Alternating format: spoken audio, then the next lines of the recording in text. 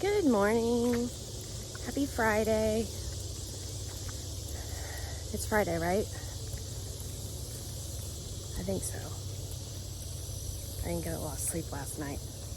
I feel like I haven't slept in like 8 years, and my eyes show it.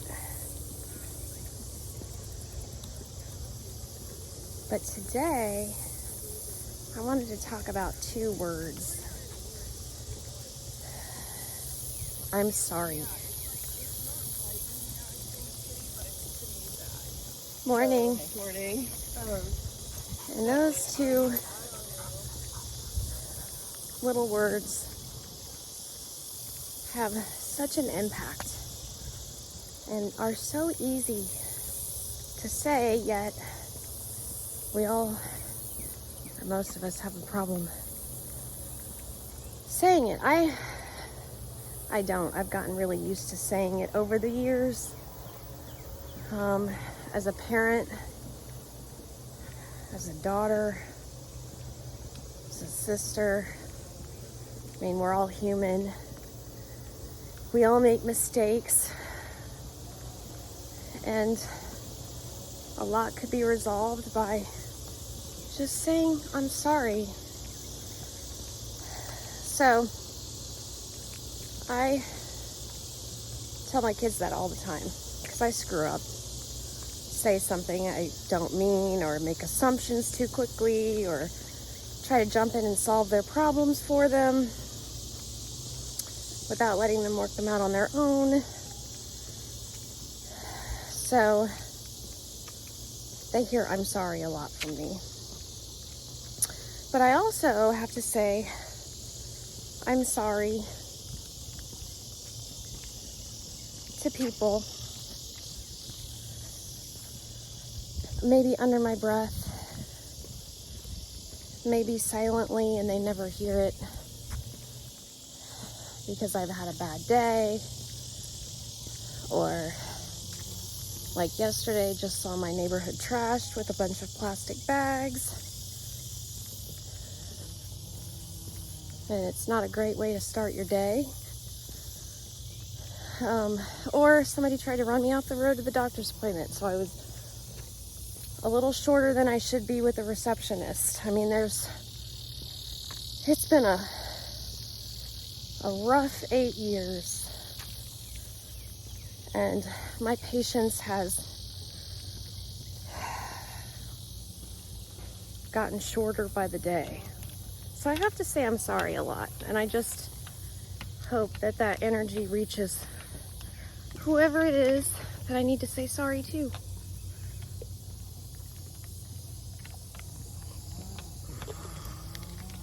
But I think those are important words. And I don't think that we say them enough. I think our pride gets in the way, our ego, our inability to want to say we were wrong. Because to say I'm sorry requires courage, requires kindness, requires the ability to be vulnerable and brave. So, anyway, I don't mind saying sorry. I'm sorry to anyone that I was ever short with that was just trying to be kind to me or just trying to get through their day.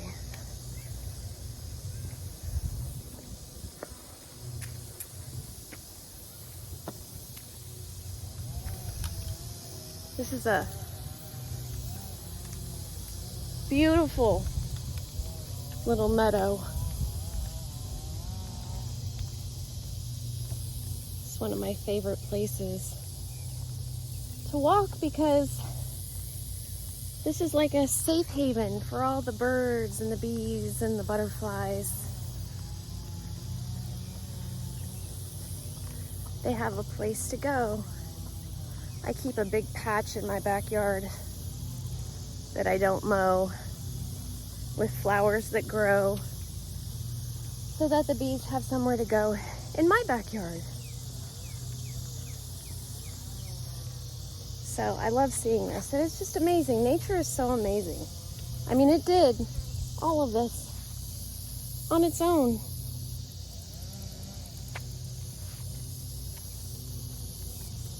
With sun and water, pretty awesome. So anyway, so I have to admit I'm wrong a lot. And I love being wrong. Especially if I think something negative about a situation or a person, a place, and it turns out that's not actually the case, that somebody was just trying to be nice, that place is safe. The situation isn't as bad as I made it to be in my little negative loop I have going on in my head. Those are the days I love to be wrong. So I was part of a call last night for the Harris campaign, and I'm not going to be, there are enough stats out there for everybody to last you a lifetime. You can go find them. But I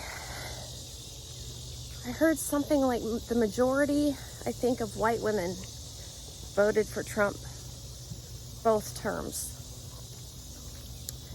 And I have to admit, when I found out she was in the running after Biden dropped out, I immediately thought in my head, okay, how many men and white women are out there? What's the number? What are the odds? And you can call it sexist if you want, but my personal history, I don't have the greatest history with white men. There are a lot of good ones out there, though. I'm going to turn around because I don't want to be in the sun. It's hot in Kansas. But,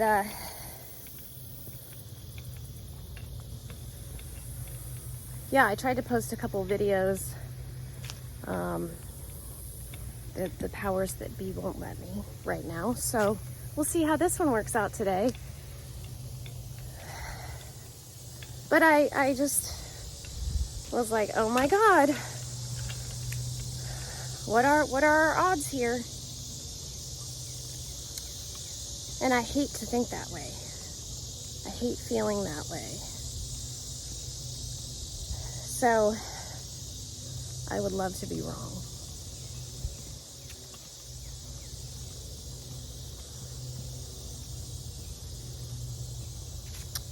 If you are having thoughts about, you know, voting for kindness and a firm hand instead of hate and a dictatorship, but you know, you're in a marriage, go.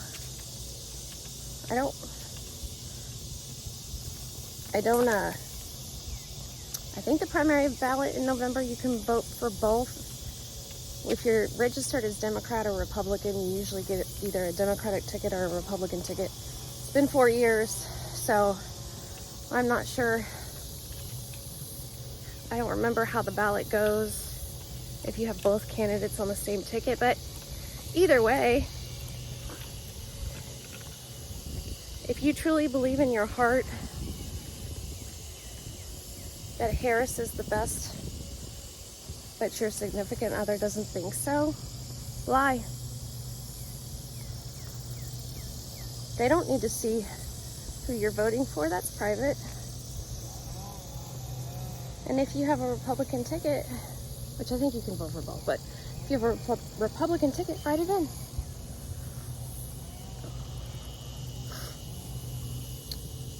It's your vote, your voice, and that's the way it should be. You'll have privacy, and if you don't, then that's a bigger issue beyond just voting for who's president.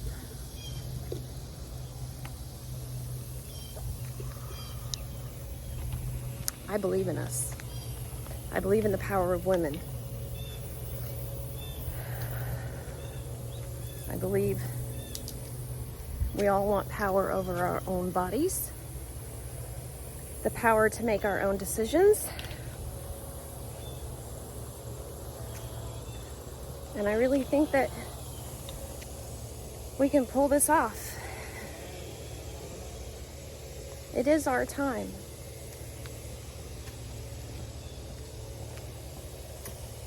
And for the first time in a long time, I have felt hopeful.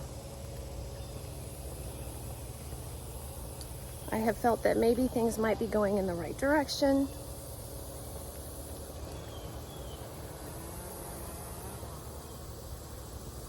That change might actually happen instead of business as usual. And it's a terrifying. That's a new word. It's a terrifying but exciting position to be in. So anyway, I think saying sorry is important as soon as you can if you mess up or say the wrong thing to somebody or hurt somebody's feelings. I think acknowledging when you're wrong is the right thing to do. That doesn't mean that you let people walk all over you. That doesn't mean you let them manipulate you or lie to you or cheat.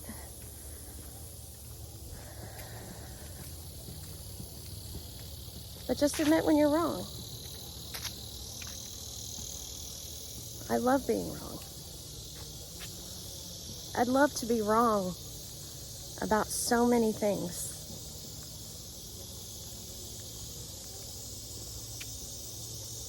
And say it. Say I was wrong. I would do it with a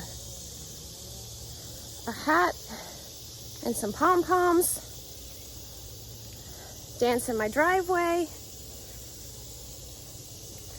I'm thinking about what I could do if we win this November. What I could do to make a fool out of myself on here. I thought about taking a walk in a diaper over my clothes, of course, but I've done that before, so I don't know. I'm thinking about it. If you have any suggestions, let me know. So I hope everybody has a good weekend. Thank God it's Friday. And I'll talk to you soon. Bye.